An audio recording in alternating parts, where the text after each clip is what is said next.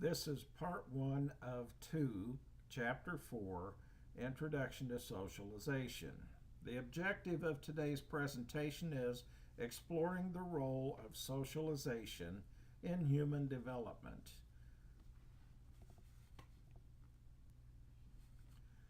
The topics addressed in today's presentation will include analyzing the interaction of heredity with environmental factors, becoming familiar with the development of social self through the exploration of three sociological theories, defining and examining agents of socialization, and finally, exploring the lifelong nature of the socialization process. As we have previously discussed and discovered, sociologists have a tendency to focus on human behavioral patterns that materialize throughout the life course. Sociologists refer to these patterns as part of the lifelong process referred to as socialization. Defined, socialization is a process in which people learn the attitudes, values, and behaviors appropriate for members of a particular culture. Socialization is a process in which learning is provided through human interactions that span a lifetime.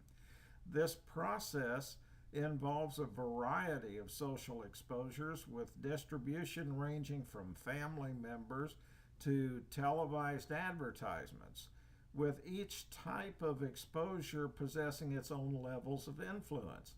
Some exposures will involve a micro sociological view of influencing ideal cultural standards such as proper behavior or acceptable physical appearance, while other exposures focus more with a macro sociological view, observing socialization's role in the transmission of a culture, which provides a significant means toward a long-term continuance of a society. Is social environment the only factor to consider when exploring the development of human behavior?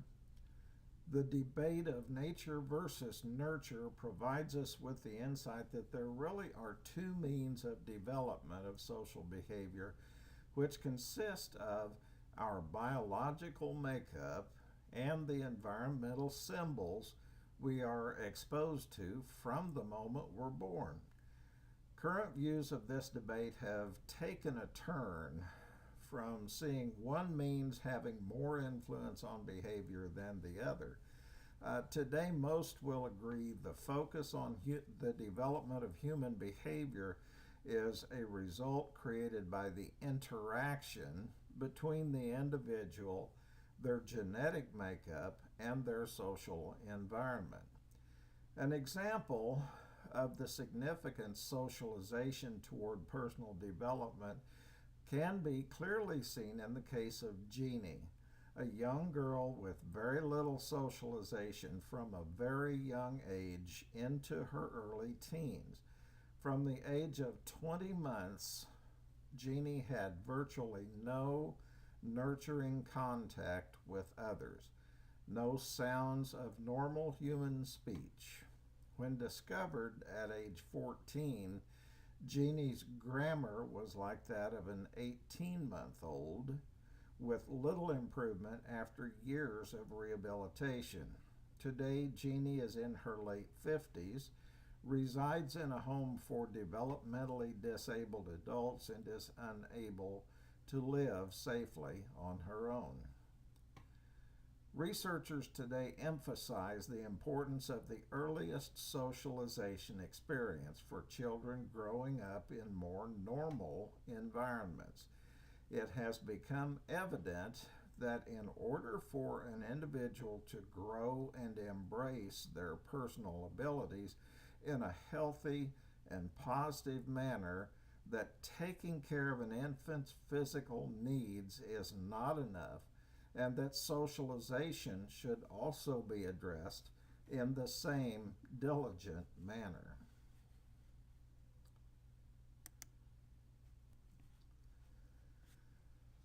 As we continue our exploration of socialization, we soon discover the development of social self is an outcome of a complex network of social variables representing an individual's perspectives, feelings, and beliefs. This network allows us to build an image of who we are and what we are like. The complexity of this network becomes apparent with the possible connections of each identified variable to a multitude of others. Variables as basic as family, social class, and race can be used in a variety of connections when looking at the development of self, both biologically and environmentally. For instance, we can identify several social variable combinations when looking at the outcome of an African American child from a lower class single parent family that has a remarkable ability of understanding musical expression. Because of this child's social status, family, and perhaps race, there are limited resources available to further develop their natural talent. On the other hand, if the same child was born to a wealthy two-parent family, parents may have more of an opportunity to discover the natural talent and respond accordingly through private instruction. The likelihood that this child's ability will excel is high.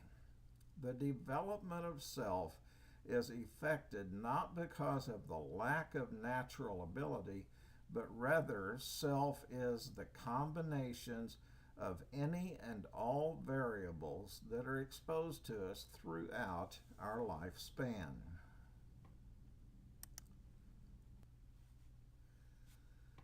There are several theories that address the development of self. Charles Horton Cooley's theory of looking glass self focused on self development through three phases. The first being how we imagine how we present ourselves to others, such as relatives, friends, and coworkers. Second, how we imagine others evaluate us as being attractive, intelligent, shy, or weird. And third, how we develop some sort of feeling about ourselves, respect maybe, or shame, as a result of the phase 1 and 2 impressions.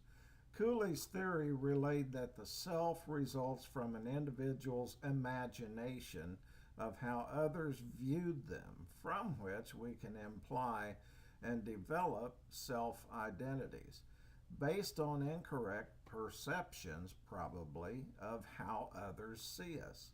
For example, a worker may react strongly to a supervisor's directions by mistakenly viewing the directions as a criticism, which creates an incorrect perception of the supervisor's intentions to the worker of being incompetent.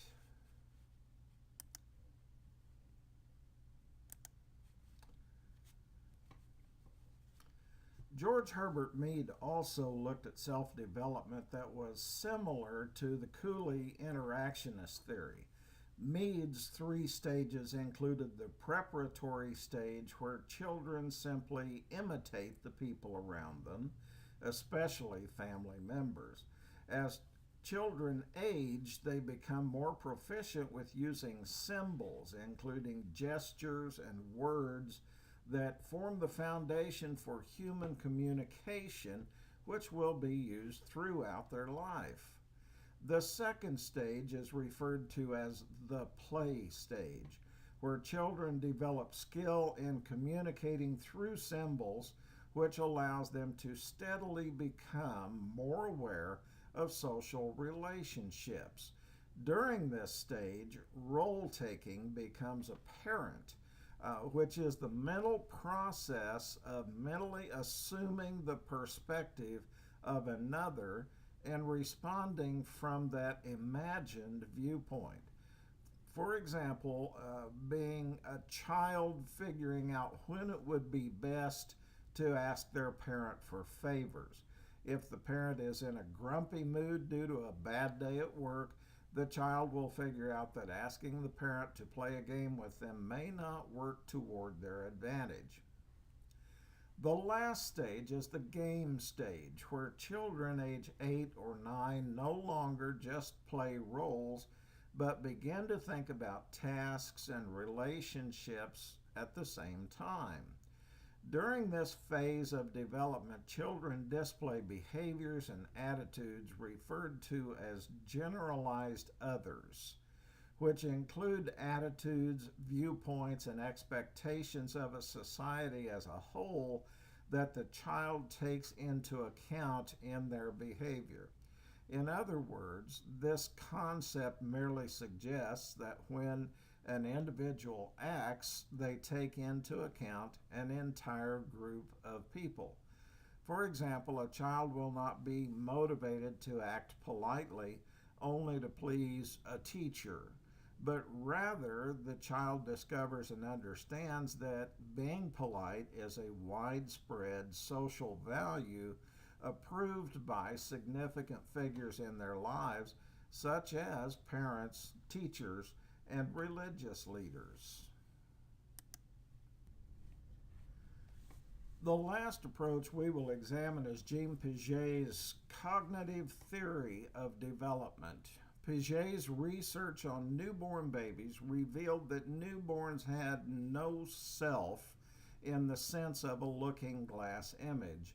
Instead, he discovered that babies were self-centered and demanded all attention to be pointed to them. Piaget's theory of cognitive development is identified actually in 4 stages. The first being the sensory motor stage, where young children use their senses to make discoveries. Through the sense of hearing, the child begins to connect the different sounds that make up a voice to particular individuals.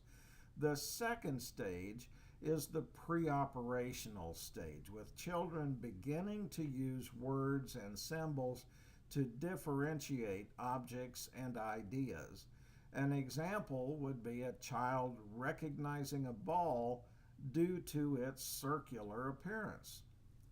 The third stage is referred to as concrete operational, in which children begin to connect with logical thinking.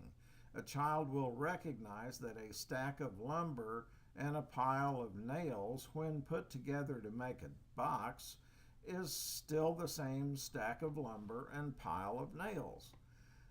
In the last stage, or formal operational stage, adolescents develop the ability to activate complex abstract thought, which results in dealing with ideas and values in an even deeper and more logical way. This type of thought can be seen if we compare the thought process of a 10-year-old child and an adolescent when asked what friendship means to them. The 10-year-old may describe friendship as merely a person they play with during school recess, while an adolescent may describe friendship with concepts such as loyalty, love, and companionship. To most sociologists, the development of an individual's sense of self is a result of social interactions. However, it is important to remember we can best understand this topic, as well as many others involving human behavior, by drawing from a variety of theories and research. This is the end of Chapter 4, Part 1 of 2. Be sure to view both parts.